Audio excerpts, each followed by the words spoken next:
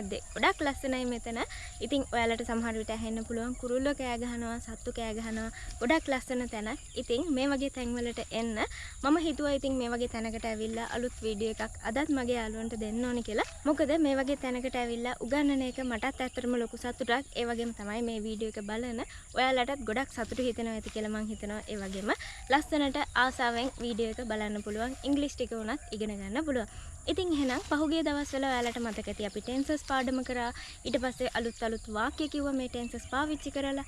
ඉතින් ඒ වගේම ලේසි වාක්‍ය ටිකක් අදත් මම ඔයාලට අරගෙන අවිල්ලා තියෙනවා. ඉතින් අදත් අපි එහෙනම් බලමු වැඩි වෙලා ගන්න නැතුව අද ඉගෙන ගන්න යන්නේ අලුත් වාක්‍ය ටික මොනවද කියලා.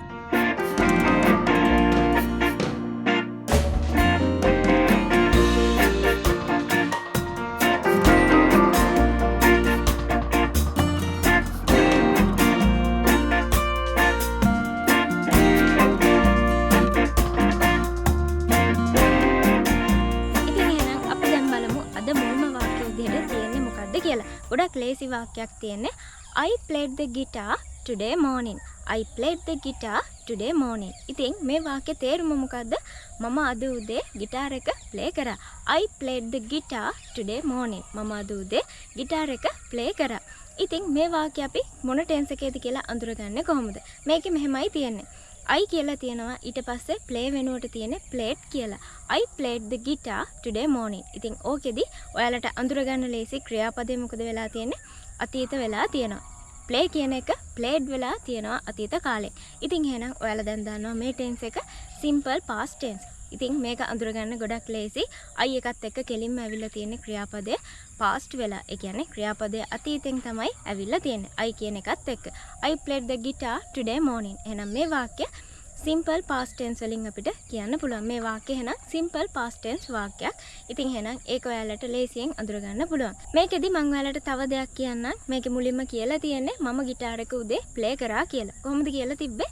I played the guitar today morning කියලා. මම අද උදේ ගිටාර එක ප්ලේ කරේ නැහැ. ඒක කොහොමද කියන්නේ? I did not play the guitar today morning. I did not play the guitar today morning. ඒ කියන්නේ මම අද උදේ ගිටාර එක ප්ලේ කරේ නැහැ. ඉතින් මෙතන did not කියලා එකක් තිබ්බේ නැහැ. ගිටාර එක ප්ලේ කරා කියලානේ තිබ්බේ. ඉතින් ඒක නිසා තමයි අපි I played කියලා කිව්වේ. ඉතින් ඔයාලට මේකෙදි ගිටාර එක ප්ලේ කරේ නැහැ කියලා කියන්න ඕන නම් තමයි මම දැන් කියලා දුන්න විදිහට ඔයාලට කියන්න පුළුවන් වෙන්නේ did not කියන එක දාලා.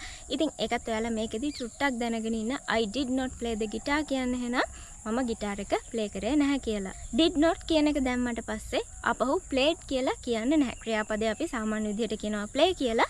ඉතින් did not කියන එක දැම්මොත් විතරයි එහෙම වෙන්නේ. I did not කියලා දැම්මොත් ක්‍රියාපදේ ඒ විදිහටම සාමාන්‍ය විදිහට අපි play කියලා කියනවා. අපි ඉස්සෙල්ලා කිව්වේ I played කියලා. එතකොට did කියලා එකක් තිබ්බේ නැහැ. මේකෙදි තව විදිහකට අපිට කියන්න පුළුවන් අද උදේ මම ගිටාර එක ප්ලේ කරා කියලා. කොහොමද දන්නවද එහෙම කියන්නේ?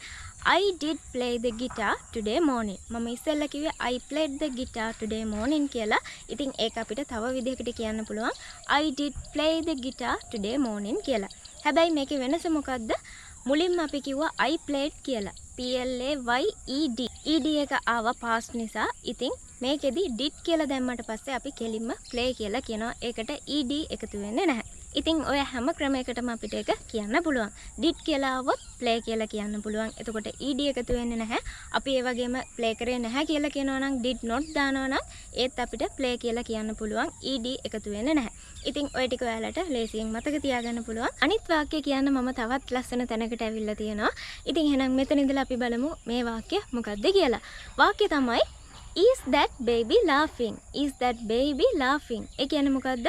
මේ ප්‍රශ්නයක් අහලා තියෙන්නේ. Is that baby laughing? ඉතින් මේ ප්‍රශ්නයක් අහලා තියෙන්නේ. මොකද්ද වෙලා තියෙන්නේ? මුලින්ම තියෙන්නේ is කියන එක. ඉතින් is එක මුලට අරගෙන තමයි අහලා තියෙන්නේ. එහෙනම් මේ වාක්‍ය මොකද්ද?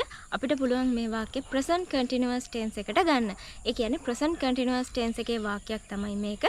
හැබැයි මේක වාක්‍යයක් නෙමෙයි. මේ අහලා තියෙන ප්‍රශ්නයක්. එහෙනම් present continuous tense එකෙන් ප්‍රශ්නයක් තමයි මේකෙදි අහලා තියෙන්නේ. ඉතින් is කියන එක මුලට අරගෙන is that baby laughing කියලා තියෙනවා. laugh නෙමෙයි laughing කියලා ing එකක් එකතු වෙලා තියෙනවා. අපි මේක වාක්‍යයක් විදිහට කියලා බලමු. that baby is laughing. ඉතින් මේකම අපිට ප්‍රශ්නයක් විදිහට අහනකොට මොකද වෙලා තියෙන්නේ? is එක අපි මුලට අරගෙන තියෙනවා. is that baby laughing කියලා තමයි අහන්න ඕනේ.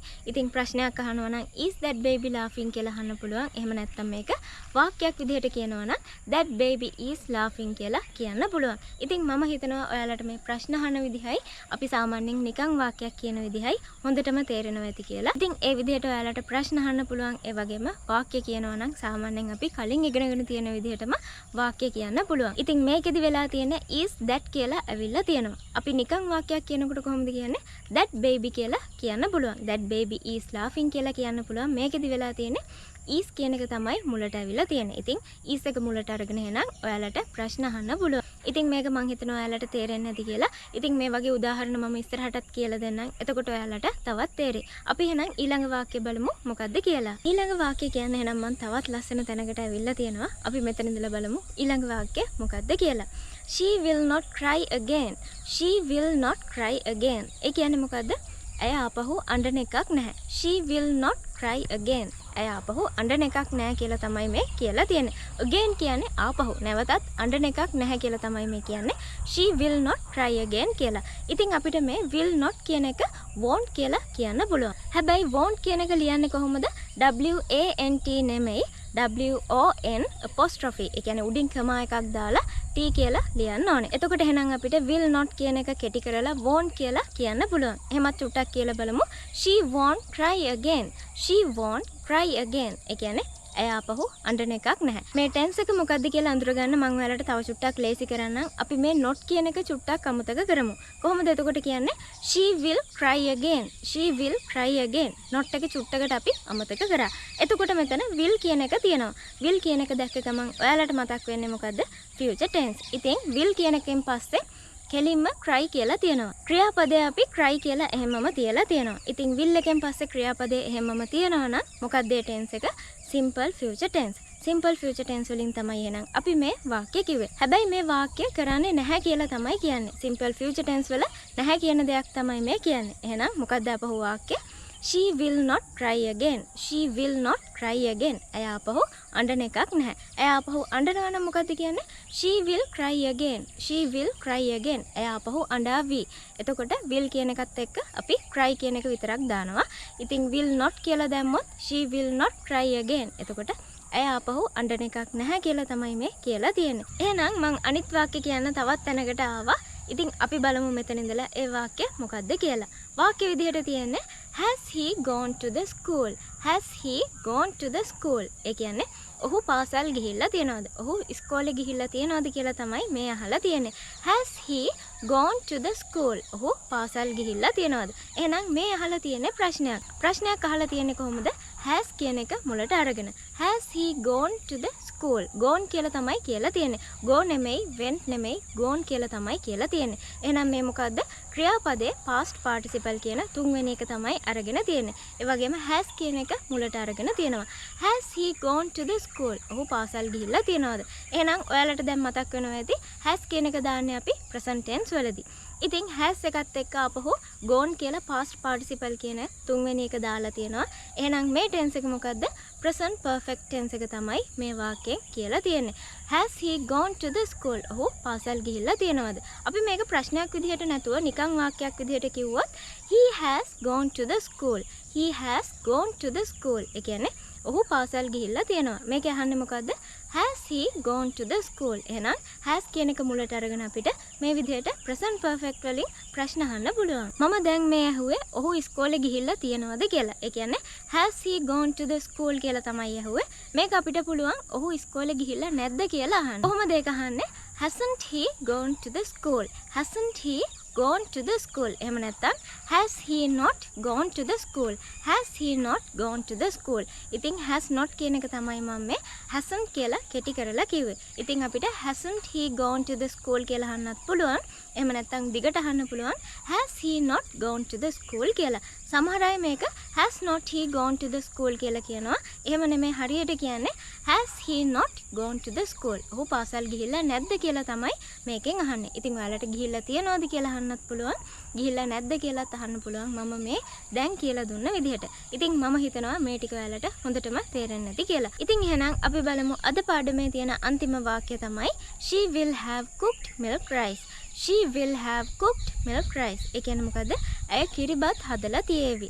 she will have cooked milk rice. she will have cooked. ed කියන එක එන්න ඕනේ. ඒ කියන්නේ past participle වලින් තමයි මේකේ ක්‍රියාපදේ මම කියලා තියෙන්නේ.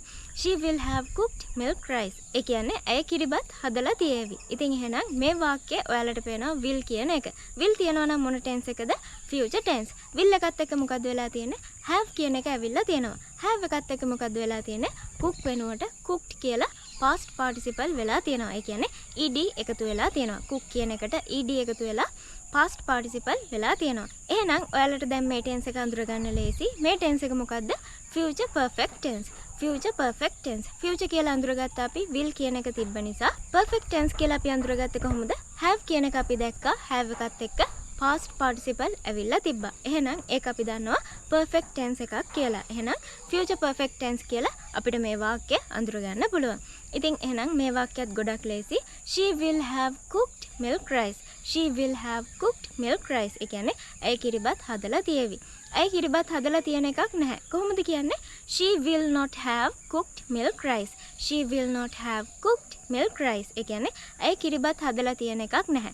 she will not have cooked milk rice. she will not කියලා කියන්නත් පුළුවන්. එහෙම නැත්නම් අපිට she won't කියලා කියන්නත් පුළුවන්. she won't have cooked milk rice කියලා කියන්නත් පුළුවන්. මම ටිකක් දිගට කිව්වේ she will not have cooked milk rice කියලා.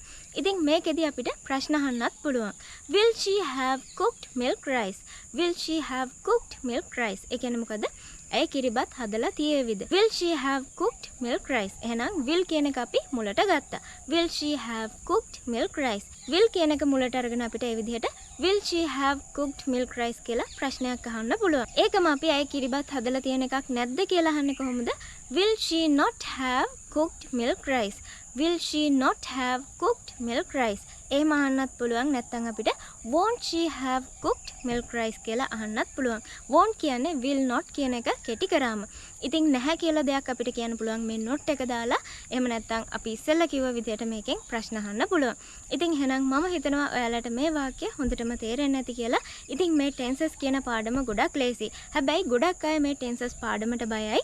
ගොඩක් අයට මේක අමතක වෙනවා, පැටලෙනවා. ඉතින් exams කරන්න ගියාම එක එක ප්‍රශ්න එනවා. ඉතින් ඒක නිසා මේ ටික අපි මුල ඉඳලා හරියට ඉගෙන ගන්න ඕනේ tenses පැටලෙන්නේ නැති වෙන්න. අපි පහුගිය දවස් ටිකේ මේවා ඉගෙන ගත්තා වගේම ඒවා පාවිච්චි කරන්නත් පුරුදු වෙන්න ඕනේ. ඉතින් මම මේ කියලා දෙන වාක්‍යවලට අමතරව ඔයාලට පුළුවන් තව වාක්‍ය කියන්න. මේ වාක්‍ය වෙනස් කරලා ඔයාලට අලුත් දේවල් කියන්න පුළුවන්. කරනවා කියන්න පුළුවන්, කරන්නේ නැහැ කියන්න පුළුවන්. ඊට පස්සේ ප්‍රශ්න අහන්න පුළුවන්. ඒ විදිහට ඔයාලට මේක එක එක විදිහට පාවිච්චි කරන්න පුළුවන්. ඉතින් එහෙනම් මම හිතනවා අද මම කියලා දුන්න මේ පාඩම හොඳටම තේරෙන්නේ නැති කියලා. ඔයාලටත් පුළුවන් ඉතින් මේ වගේ ලස්සන තැන් වලට එන්න ඕන තරම් මේ වගේ තැන් තියෙනවා. ඉතින් පොඩ්ඩක් එළියට බහලා බලන්න මේ ලංකාවේ ලස්සන කොහොමද කියලා. ගෙදර කට්ටියත් එක්ක එන්න පුළුවන්. ඇවිල්ලා මේ පරිසරයත් එක්ක ඉන්න පුළුවන්. ඉතින් ගොඩක් ලස්සනයි, ගොඩක් ආස හිතෙනවා. දැන් මම වීඩියෝ එක කරා වුණත් ගොඩක් ආසයි. ඒ වගේම ඔයාලත් මේක ආසාවෙන් බලනවා. ඒ වගේම ඔයාලටත් පුළුවන් මොනවා හරි ප්‍රයෝජනවත් දෙයක්, අලුත් දෙයක් මේ වගේ තැනකට ඇවිල්ලා කරන්න. ඉතින් ඒක නිසා මම ඔයාලටත් කියන්නේ ගෙදර නිකන් ඉන්න වෙලාවට ෆ්‍රී වෙලාවට පොඩ්ඩක් එළියට එන්න ඇවිල්ලා මේ පරිසරය දිහා බලන්න, ලස්සන බලන්න. ඉතින් ඔයාලටත් අලුත් දේවල් මතක් වෙයි. මේ වගේ තැනකට ආවම අලුත් දේවල් කරන්න හිතෙයි. ඉතින් ඒ වගේ දේවල් කරන්න. එහෙනම් මම හිතනවා ඔයාලට අද මේ පාඩම හොඳටම තේරෙන්නේ නැති කියලා. අපි ලබන සතියේ තවත් අලුත් පාඩමකින් හම්බ වෙමු. ඒ හම්බ වෙනකන් ඔයාලා හැමෝටම සුබ දවසක්.